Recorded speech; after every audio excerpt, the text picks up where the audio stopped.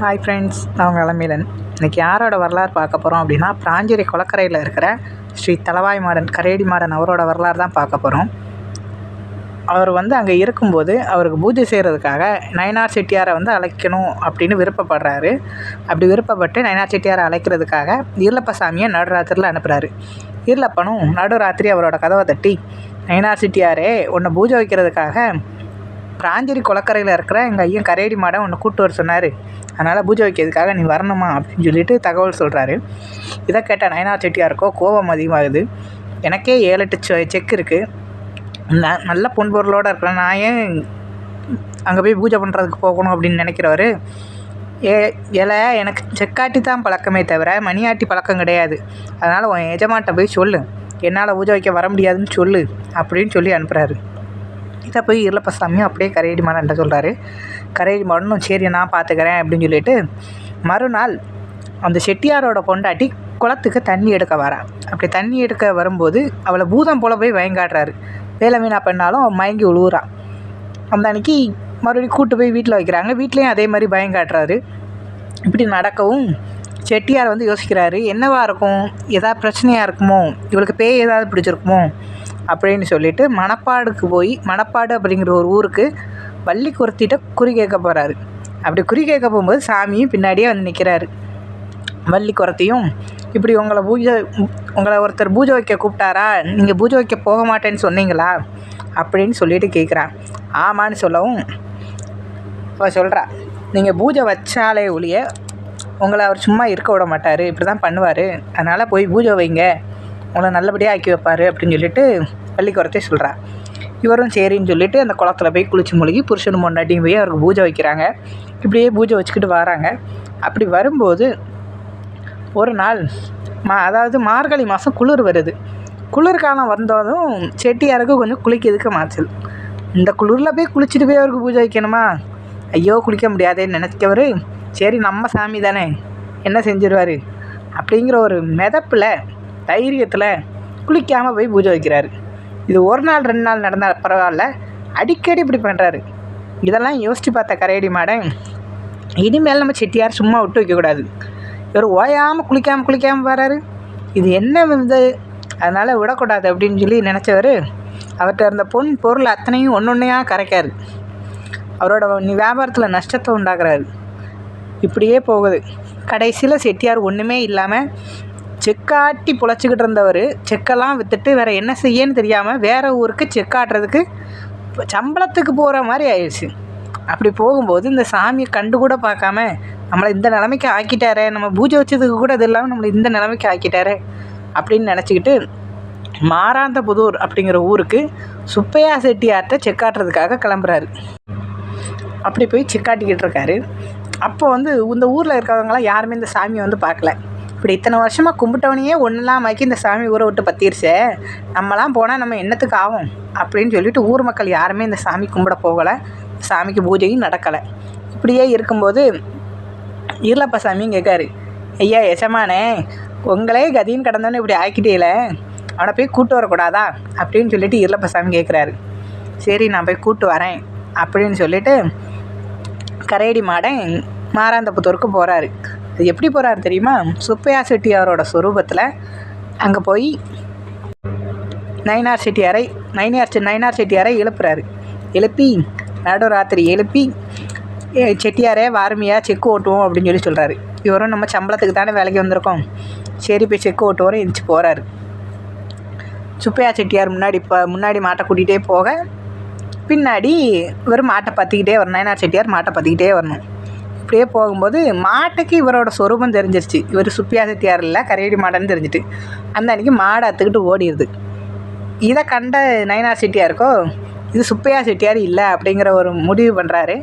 அப்படி முடிவு பண்ணி பார்க்கும்போது அவர் கரேடி மாடனாக கண்ணுக்கு தெரிகிறாரு. தெரிஞ்ச உடனே இவருக்கோ கோவம் தாங்கலை, நயினார் செட்டியாருக்கோ கோவம் தாங்கலை.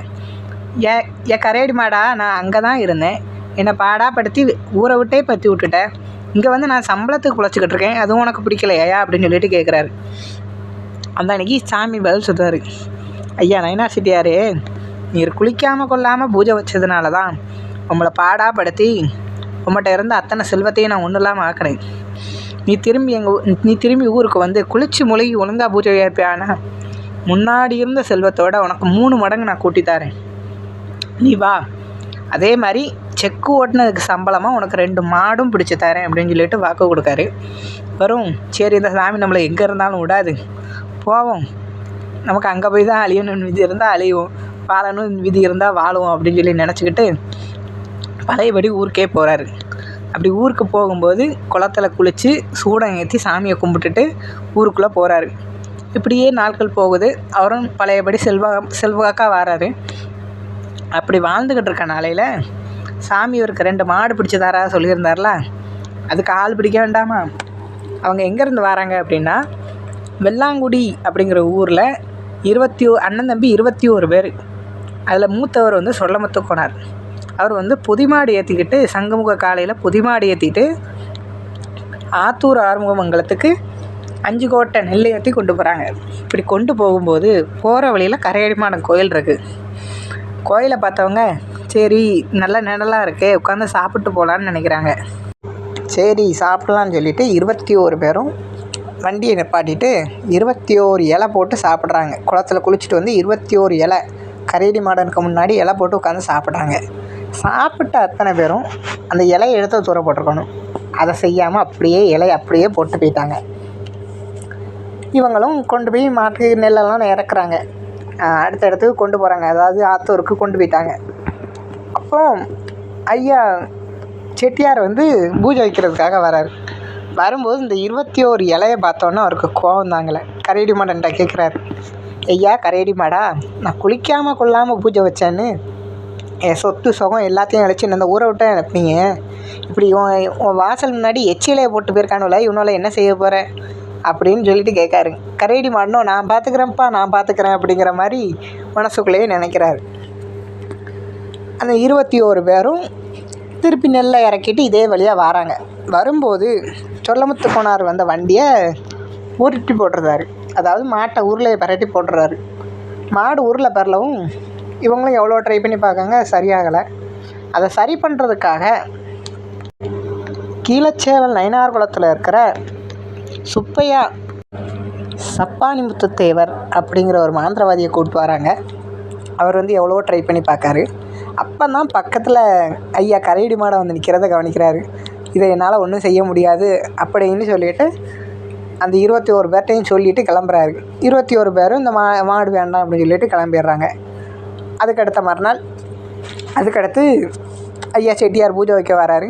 அப்போ வந்து கரையடி மாடன் சொல்கிறாரு, எப்பா அங்கே ஒரு காலை உருளை பெரட்டி போட்டிருக்கேன், உனக்கு 2 காலை பிடிச்சி தரதா சொன்னோம்ல, இந்த ஒரு காலையை எடுத்துக்கோன்னு சொல்லவும், உருளை பிறந்த காலையை நான் என்னையா செய்யன்னு சொல்லி செட்டியார் கேட்காரு. அந்த அன்றைக்கி கரையடி மாடன் சொல்கிறாரு, என் திருநாரை எடுத்துகிட்டு போ, குளத்துலேருந்து தண்ணிக்கு வரும், திருநாரை போட்டு தண்ணியை தெளித்து என் பெரம்பை எடுத்துகிட்டு போய் ஒரு அடி அது தன்னால் எந்திக்கும் அப்படின்னு சொல்கிறாரு. இவரும் அதே மாதிரி செய்கிறாரு. அந்த மாடு எந்திச்சிருது. அதுக்கடுத்து 2வது மாடு பிடிக்கணும்ல, அதுக்காக ஆள் பார்க்குறாரு. அம்பாசமுத்திரம் அப்படி ஊரில் தாசில்தார் இருக்கார். அவர் வந்து மயிலக்காலையில் குக்கரக்குளம் கோர்ட்டுக்கு வராரு. அப்படி வரும்போது கரையடி மாடம் வாசல் வரும்போது அவர் மேல் துண்டை கூட இறக்காமல் அப்படியே போகிறாரு. இதை பார்த்த கரையடி மாடனுக்கோ கோவம் தாங்கலை. அவர் திருப்பி வரும்போது வண்டியை கொடை சாய்ச்சிடுறாரு. வண்டி கொடை சாய்ஞ்சதும் தாசில்தாரும் நமக்கு இந்த வண்டி வேண்டாம், இந்த மாடு வேண்டான்ட்டு போட்டு போயிடுறாரு. 2வது மாட்டையும் பிடிச்சி செட்டியார்ட்ட கொடுத்தாச்சு. இதுக்கடுத்து செட்டியார் வந்து நினைக்காரு, எப்பா நம்ம சாமி எவ்வளோ இது உள்ள சாமி, அவருக்கு ஒரு கெடா பிடிக்கணும்னு நினைக்கிறாரு. அப்படி கெடா பிடிக்கிறதுக்காக வடவரம்புப்பட்டி அப்படிங்கிற ஊருக்கு வன்னி கோனார்ட்ட கெடா பிடிக்கிறதுக்காக வராங்க. எப்பா வந்து கேட்காரு, எப்பா கெடா கிடக்கா, கருங்கடா கிடக்கா, சாமி கரையடி மாடனுக்கு கெடா வேணும் அப்படின்னு சொல்லிட்டு கேட்காரு. வன்னி கோனாரோ பார்க்காரு, இவர் நமக்கு ரொம்ப பழக்கப்பட்டவராச்சே, இவர்கிட்ட நம்ம அவ்வளோ இவ்வளோன்னு காசு பேச முடியாது, அதனால் கிடக்குன்னு சொல்ல வேண்டாம் அப்படின்னு சொல்லி நினச்சவர், எப்பா நான் இப்போ தான் சந்தையில் கொண்டு என் கெடாயை ஆடுவெல்லாம் கொடுத்துட்டு வந்தேன், இப்போ என்கிட்ட கெடா இல்லை, கிடக்குன்னா அது வந்து ஆத்தூர் ஆறுமுகமங்கலத்துக்கு சுடலைக்கு விட்ருக்கேன், அதனால் உனக்கு கொடுக்க முடியாது, நீ வேறு எங்கேயாவது பார்த்துக்கோன்னு சொல்கிறாரு. இப்படி சொல்லவும் செட்டியாரும் சரின்னு சொல்லிட்டு கிளம்பிடுறாரு. கிளம்புனோடனே ஐயா கரையடி மாடம் தான் கூடயே வந்திருக்காரு. ஆட்டை களைச்சி விட்றாரு. நீ பொய்யா சொல்கிற அப்படின்னு சொல்லிட்டு ஆட்டை களைச்சி விட்டாரு. களைச்சி விட்டோடனே இது என்னமோ தரமாட்டேன்னு சொன்னதுனால தான் ஏதோ நடக்கும் அப்படின்னு சொல்லி நினச்சாரு. செட்டியாரை திருப்பி கூப்பிட்றாரு. செட்டியாரே இங்கே வரும் அப்படின்னு சொல்லிட்டு போனவரை கூப்பிட்றாரு. கூப்பிட்டு ஏதோ ஒரு கிடக்கால தெரியுது, என் ஆடு மொத்தமும் களைஞ்சிருச்சு, இந்த களைஞ்ச ஆடு சேர்ந்துச்சு அப்படின்னா நீர் வாங்கிட்டு போகிற கடாய்க்கு எனக்கு பைசாவே வேண்டாம் அப்படின்னு சொல்லவும் செட்டியாரும் நம்ம கரடி மாடை நினச்சி திருநாரை எடுத்து போட்டு திருநாத்தை எடுத்து ஊதுறாரு. ஊதுனோடனே ஆடு மொத்தமும் ஒன்று சேருது. அவர் சொன்னபடியே கிடாயை கொடுத்துறாரு. இப்படி கிடாயை கொண்டு வந்து கரடி மாடை வாசலில் செட்டியார் பிடிச்சிட்டு வந்து விடுதாரு. விடுதவரும் அதை கெட்டுறதும் கிடையாது, அவுத்து விட்றதும் கிடையாது. அது சும்மா தன்னால் லாந்தும் தன்னால் மேயும் கரடி மாடை வாசல்லே தான் கிடக்கும். இப்படி அந்த கிடா வளர்ந்துக்கிட்டு இருக்க நாளையில் 7-8 மைல் தள்ளி மேய போனாலும் இருட்டுற நேரமான கரடி மாடை வாசலுக்கு வந்துடுமா. இப்படி அது வளர்ந்துக்கிட்டு இருக்கு. நல்லா மொழுன்னு நல்லா வளருது. வளர்ந்து நிற்கும்போது ஐயா கரடி மாடை வந்து ஒரு நாள் எப்பா இருளப்பனை கூப்பிட்டு சொல்கிறாரு, எப்பா இருளப்பா, இலங்கையில் செங்கலை ரூட்டுகளை நடக்கு, நான் அங்கே அதை பார்க்க போகிறேன், அதனால் என் கருங்கடாவுக்கு நீ தான் பொறுப்பு அப்படின்னு சொல்லிட்டு இருளப்பன்ட்ட ஒப்படைச்சிட்டு போகிறாரு. இருளப்பனும் நான் பார்த்துக்கிறேன் அப்படின்னு சொல்லிக்கிறாரு. அன்னைக்குன்னு பார்த்து அந்த கிடா ஊருக்குள்ளே மேயுது. அப்படி ஊருக்குள்ளே மேயும்போது கரையாளர் தெருவில் நெல்லை வச்சு கொட்டியிருக்காங்க. அந்த நெல்லை வந்து அந்த கிடா வாய் வைக்கி. இதை பார்த்தா அந்த கரையாளர்கள் அதை உள்ளே பற்றி உலக்கையால் அடித்து கொன்று அத்தனை பேர் வீட்லேயும் கறியாக்கி சமைச்சிட்றாங்க. இருளப்பனும் இருட்ட நேரம் ஆகிட்ட இன்னும் கிடாயை காணலேன்னு சொல்லிட்டு தேடி வர்றாரு. ஒரு பண்டாரம் போல் உருவம் எடுத்து கரையாளர் தெருவில் ரத்த வாடை அடிக்கன்னு தேடி வர்றாரு. தேடி வரும்போது ஒரு கரையாளர் பெண்ணு சும்மா வந்த கறி தானே அப்படின்னு சொல்லிட்டு அந்த பிச்சைக்காரனுக்கு கொடுத்துட்றா. அதாவது இருளப்பா சாமிக்கு அவர் பிச்சை கேட்டு தானே வர மாதிரி வராரு. அப்படி வரும்போது கொடுத்துட்றா. அவர் கிடாயை பார்த்தவருக்கும் அவருக்கு மனம் தாங்கலை. அதை கொண்டு வந்து கரையடி மாடன்ட்ட காட்டுறாரு. எப்பா கரையடி மாடா, உன்னோட கிடாவை கரையாளர்கள் தெருவில் இப்படி கறியாக சமைச்சிருக்காங்கப்பா அப்படின்னு சொல்லிட்டு இருளப்பன் சொல்கிறாரு.